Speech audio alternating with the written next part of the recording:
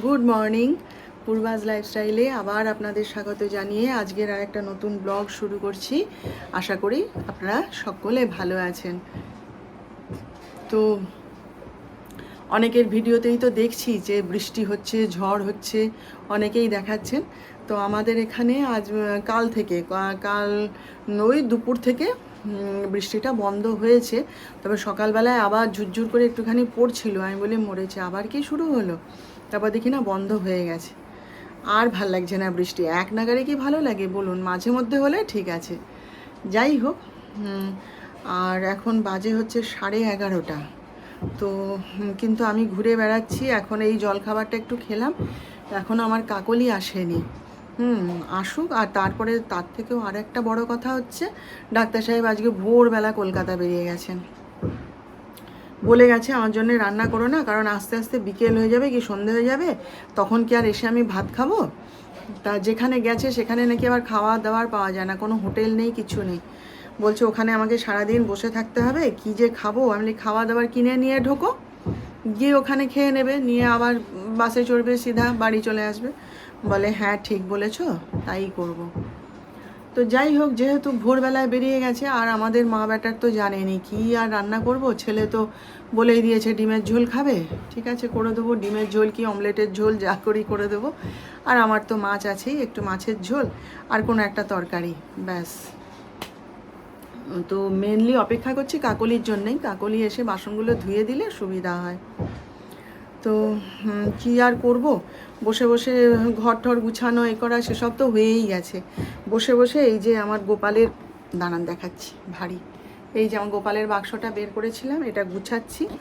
আর আমার ছোট গোপালের জন্যে আর একটা বাক্স কিনতে হবে।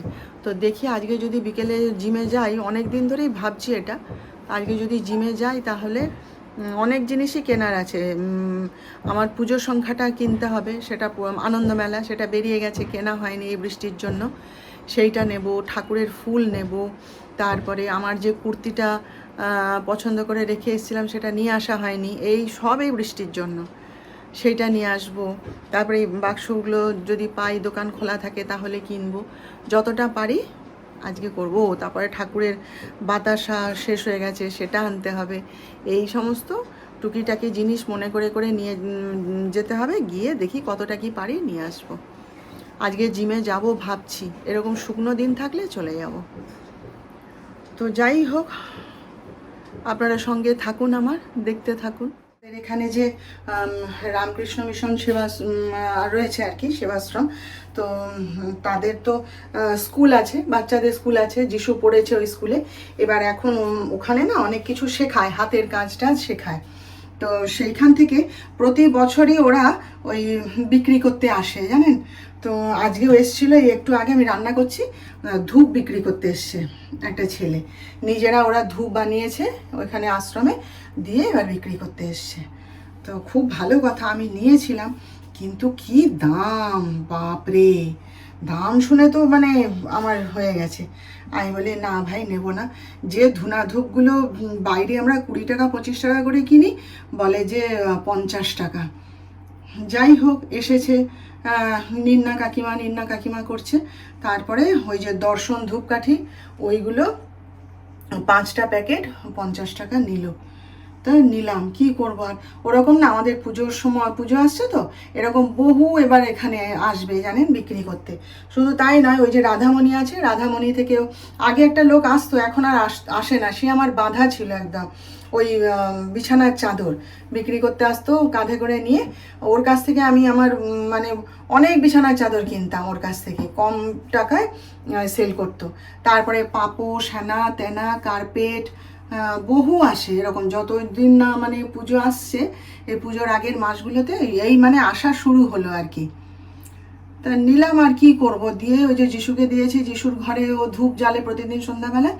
আমি বলি তুই দুটো রাখ আর আমার কাছে থাক, দিয়ে আমিও তো ঠাকুরের সামনে সন্ধ্যাবেলায় জ্বালি, তা থাক। তো কী করবো আর বলুন, ওই রকম রিকোয়েস্ট করলে নিন্না কাকিমা একটা নিন, আর সে মুখের উপর কি না বলা যায়। তাই তাই সেই গেছিলাম আর কি, রান্নাটা বন্ধ করে দিয়ে গেছিলাম। এই ধূপকাঠিগুলো নিলাম, কটা মাত্র রয়েছে, 5টা না না 5টা নয়, ওরকম 7-8টা কাঠি আছে এর মধ্যে। তো এরকম 5টা প্যাকেট নিলাম, 50 টাকা নিল। এই 2টো যিশুকে দিয়েছি আর 3টে ঠাকুর ঘরে রেখে দিয়েছি। এই গন্ধগুলো বেশ ভালো, আমি আগেও ব্যবহার করেছি, ভালো গন্ধ। আর একটা আছে না মঙ্গলদ্বীপ, সেটার আরও বেশি সুন্দর গন্ধ। যাই হোক, এসেছে দুয়ারে, কি আর ফিরিয়ে দেবো বলছে এত করে, সেই জন্যই নিলাম। জানেন, বৃষ্টি হলে তো ভালোই লাগে, কার না ভালো লাগে বৃষ্টি দেখতে বলুন। তারপরে তো ঘরের মধ্যে রয়েছি, অসুবিধা তো কিছু নেই, বৃষ্টি তো বাইরে হচ্ছে, দেখতেও ভালো লাগে। কিন্তু ব্যাপারটা হচ্ছে কি বলুন তো, ওই আমার যেটা হয়, আমার সব থেকে কষ্ট হয় জামা কাপড় শুকনো করা।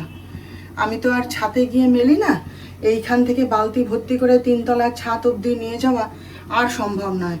হ্যাঁ, প্রথম প্রথম করতাম 2 বালতি ভর্তি করে, তখন বাচ্চা ছোট ছিল, 2 বালতি ভর্তি করে সেই বালতি টানতে টানতে ছাদে নিয়ে যেতাম। জানেন, তখন শাড়ি পরতাম, গিয়ে সব শুকনো করে নিয়ে আবার বিকেলবেলায় গিয়ে ওই বোঝা ধরে আবার নিয়ে আসতাম।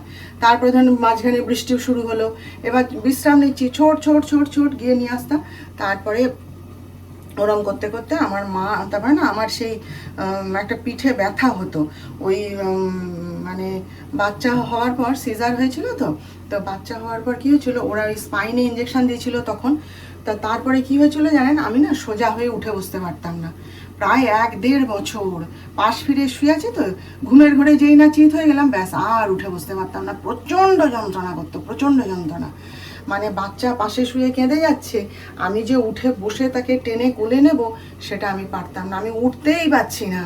মানে আমি, বাচ্চাও কেঁদে যাচ্ছে চিৎকার করে হাত পা ছুড়ে, আমিও কেঁদে যাচ্ছি, তাকে কোলে নিয়ে যে দুধের বোতলটা মুখে ধরবো এমন ক্ষমতাই ছিল না আমার।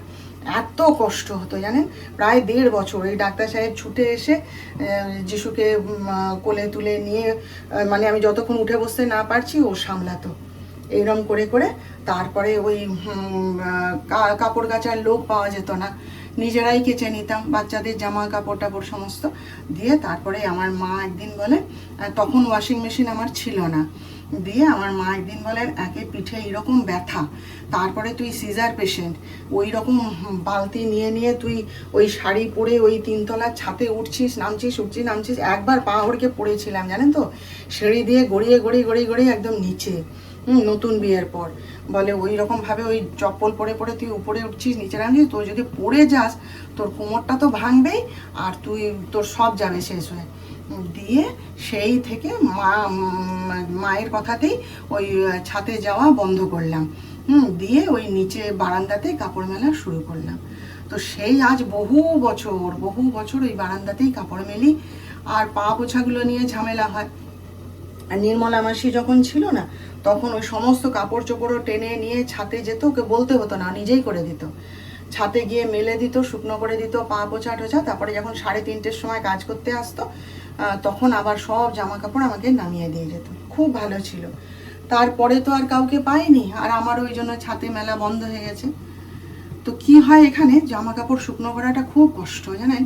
আর আমি কি করি বলুন তো, আধা শুকনো হয়ে গেলে, মানে যখন ওয়াশিং মেশিনে কাচ্ছি তখন সুবিধা, এমনি যখন জল হাতে কেচে যখন মেলে দিচ্ছি জল কাচা করে, সেই সব জামা কাপড় নিয়ে ওই যে স্ট্যান্ড আছে আমার, রাত্রেবেলায় ওই স্ট্যান্ডের মধ্যে মেলে দিয়ে পাখার তলায় দিয়ে দিই। এইভাবে আমার চলে জানেন। ফলে কি হচ্ছে বলুন তো, বর্ষাকাল তো, রোদ পেলে বেশ ঠাটা রোদ পেলে জামা কাপড় সুন্দর শুকনো হয়ে যায়, জামা কাপড়ে গন্ধ হয়ে যাচ্ছে, ডবল ডবল করে কাচতে হচ্ছে। আর ডাক্তার সাহেব খালি বলবেন, হ্যাঁ তুমি কি সার্ফ ইউজ করছো, ওই জন্য ওই রকম গন্ধ হচ্ছে। ব্যাপারটা তা নয়, বর্ষাকালে ভিজা জামা কাপড়ে গন্ধ হয়ে যাবে না রোদ না পেলে। এইগুলোই আমার সমস্যা, বুঝলেন তো।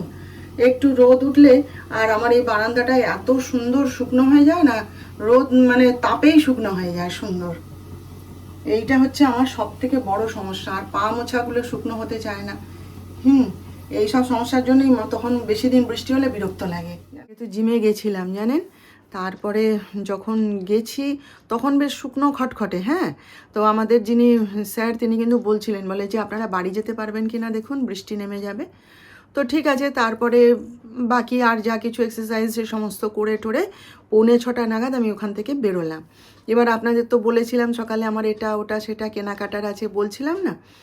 দিয়ে এইবারে আমি বলি তাহলে একবারে বাজার টাজার সেরে নিই, আরও কিছু কেনাকাটার ছিল, আমি তাহলে সব একসাথে কেনাকাটা করে নিয়ে টোটো করে বাড়ি যাব বলে বাজারে ঢুকে দেখি না আমি আমার পার্সটাই নিয়ে যাইনি, মানি ব্যাগটাই আমি ঢুকাতে ভুলে গেছি ব্যাগে। মেজাজটা একটু খারাপ হয়েই গেল। দিয়ে তারপরে আমি বলি ঠিক আছে তাহলে আর তো কিছু করার নেই বলে টোটো ধরে বাড়ি এলাম। এসে দেখি ডাক্তার সাহেব এসে গেছে। তো আমি ব্যাগ ট্যাগ নামিয়ে রেখে একটুখানি এসিটা খুলে ড্রেস ট্রেস চেঞ্জ করে তারপরে বললাম ভাবছি যে আবার যাব বলে রেডি টেডি হয়েছি, হয়ে দরজা খুলে দেখি ধুন্ধুমার বৃষ্টি হচ্ছে। ঠিক ওই সময় বৃষ্টিটা হতে হলো, বুঝলেন তো। বসে আছি না গেলেও নয়, আজকে কি করি।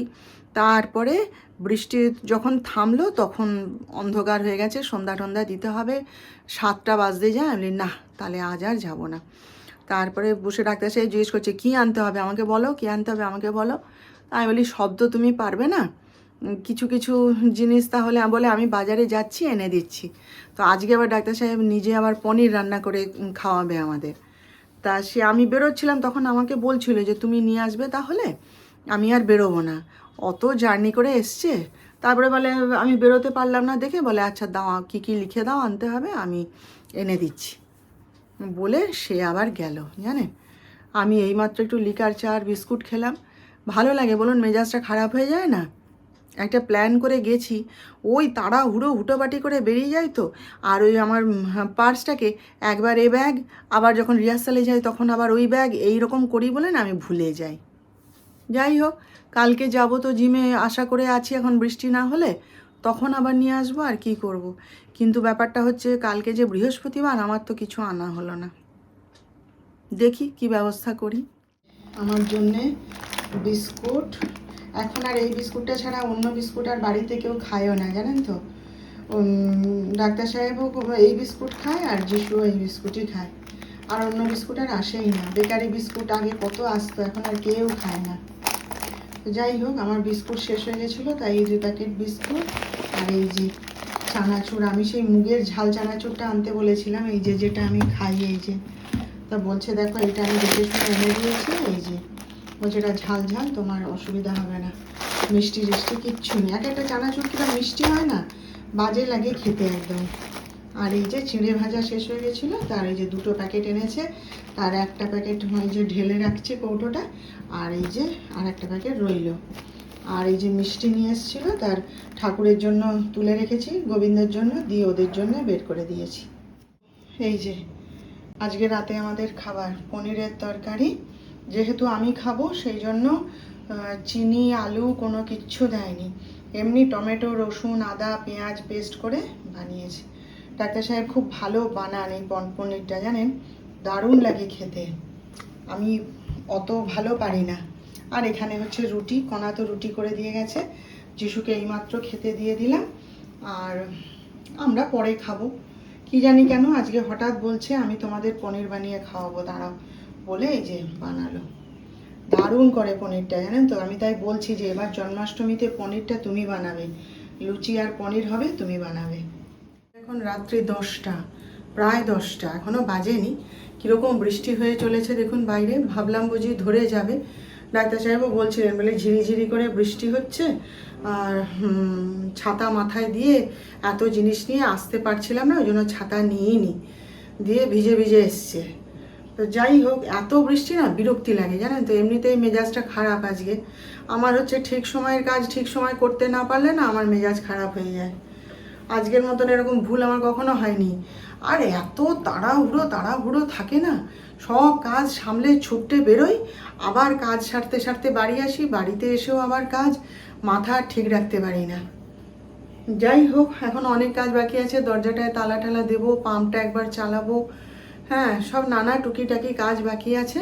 চলুন তাহলে আজকের মতো বিদায় নিলাম আপনাদের কাছ থেকে, আবার আমাদের দেখা হবে। আপনারা ভালো থাকবেন, আর আজকের ভিডিওটা ভালো লাগলে একটা লাইক শেয়ার ও সাবস্ক্রাইব প্লিজ করে দেবেন।